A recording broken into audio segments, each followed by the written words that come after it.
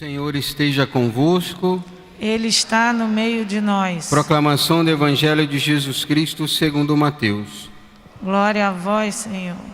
Naquele tempo, Jesus contou outra parábola à multidão.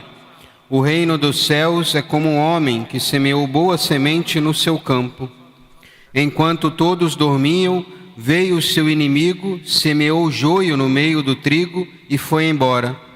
Quando o trigo cresceu e as espigas começaram a se formar, apareceu também o joio. Os empregados foram procurar o dono e lhe disseram: Senhor, não semeastes boa semente no seu campo? De onde veio então o joio?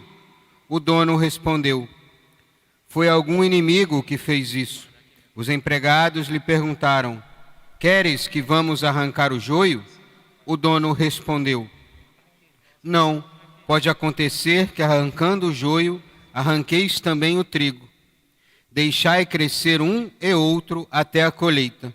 E no tempo da colheita, direi aos que cortam o trigo: Arrancai primeiro o joio, e amarrai-o em feixes para ser queimado. Recolhei, porém, o trigo no meu celeiro. Jesus contou-lhes outra parábola. O reino dos céus é como uma semente de mostarda, que um homem pega e semeia no seu campo. Embora ela seja a menor de todas as sementes, quando cresce, fica maior do que as outras plantas. E torna-se uma árvore, de modo que os pássaros vêm e fazem ninhos em seus ramos. Jesus contou-lhes ainda uma outra parábola. O reino dos céus é como o fermento, que uma mulher pega e mistura com 3 porções de farinha, até que tudo fique fermentado. Tudo isso Jesus falava em parábolas às multidões.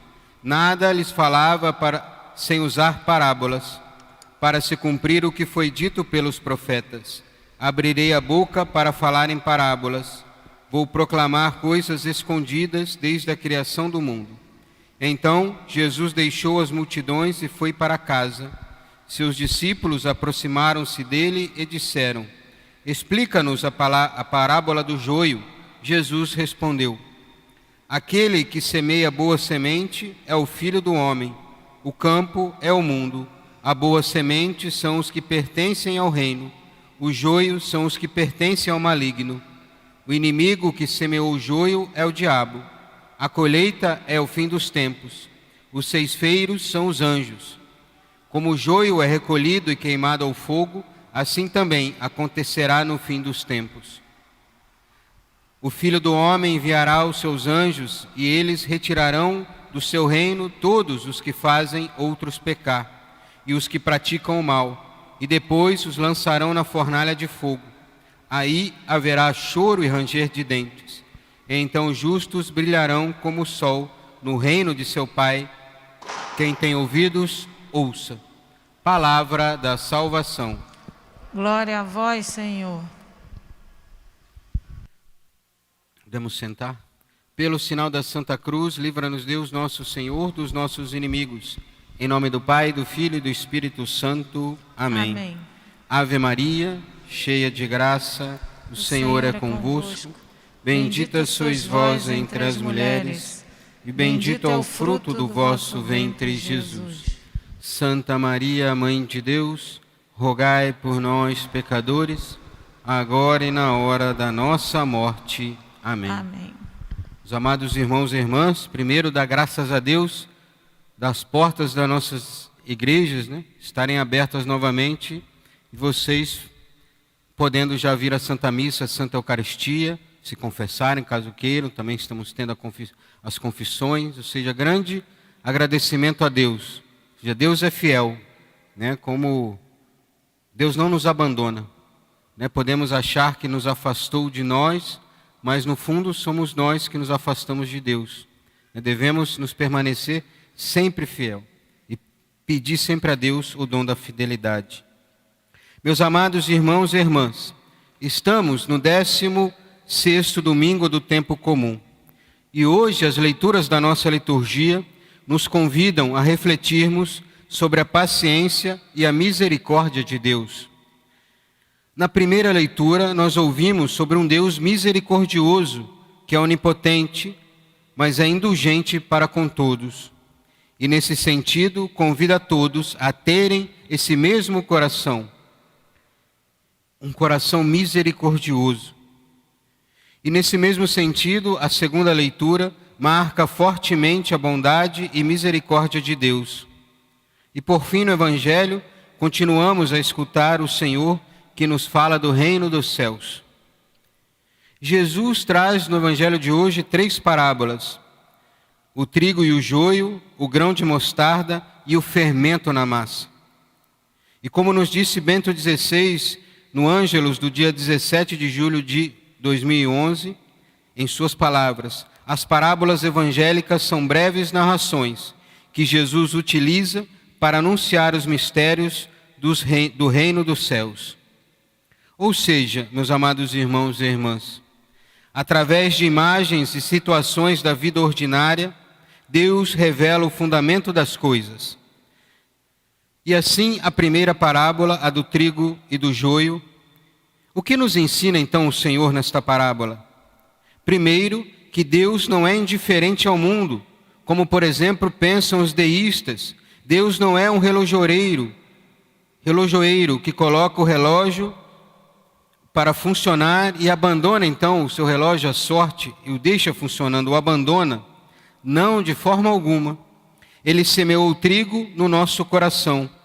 Deus é atuante em nossa vida, cuida de cada um de nós com amor. E mesmo que nós estamos, podemos dizer, um mundo em guerras, cheio de doenças, de fome, de abortos, no mundo onde o comunismo é propagado, no mundo dos mensalões, da corrupção, no mundo do ativismo judiciário, não nos enganemos, apesar de tudo isso, Deus cuida de nós.